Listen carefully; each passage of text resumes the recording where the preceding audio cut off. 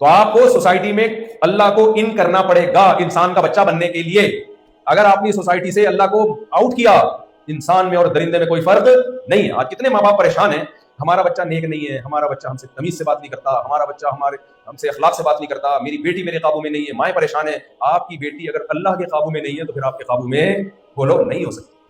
آپ نے اس کو اللہ سکھانا ہے. ہم ماں باپ کا احترام ماں باپ کی وجہ سے نہیں کرتے. کس کی وجہ سے کرتے ہیں؟ اللہ کی وجہ سے.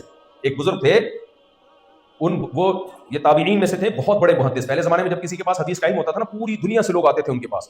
ان کی محفل لگی ہوتی تھی, پوری دنیا سے لوگ آتے تھے ان کے پاس. ٹائم بتائیں کیا ہو رہا ہے؟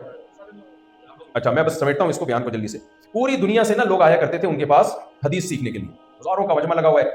ان کی ماں آتی, ان کو ڈانٹ کے کہتی کہ تم یہاں بیٹھے ہوئے ہو, مرغیاں بھوکی پھر رہی ہیں, چل اٹھ جا کے مرغیوں کو دانہ ڈال.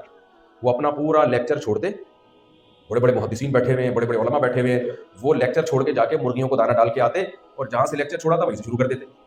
ایک دن ایک شاگرد نے کہا کہ حضرت اتنے بڑے بڑے لوگ آئے ہوئے ہیں آپ کے پاس, مرغیاں ان سے زیادہ اہم ہیں؟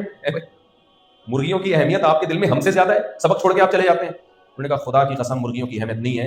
میری بوڑھی ماں مجھے حکم دیتی ہے, جس پیغمبر کی حدیث میں تمہیں پڑھا رہا ہوں اسی پیغمبر نے اللہ کے بعد سب سے بڑا حق کس کا بتایا ہے؟ ماں.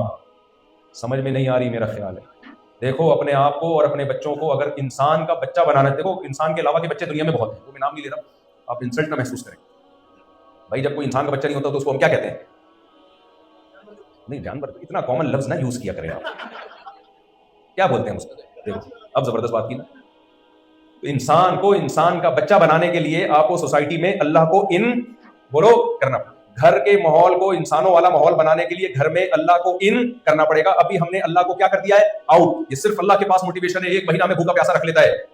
ہمارے ایک استاذ نے بتایا کہ میں نے اپنے والد کے روزانہ پاؤں دبایا کرتا تھا 15 منٹ. ابا کہہ دیتے تھے بس, میں بھی کہتا تھا بس. کہتے ہیں ایک دن ابا کی آنکھ لگ گئی تو میں عشاء سے لے کے فجر تک ان کے پاؤں دباتا رہا ہوں.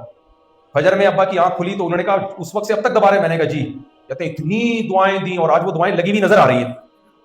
یہ گورنمنٹ کے قانون سے ایسا ہو سکتا ہے ساری رات ابا کے پاؤں دبائے؟ ہے بھائی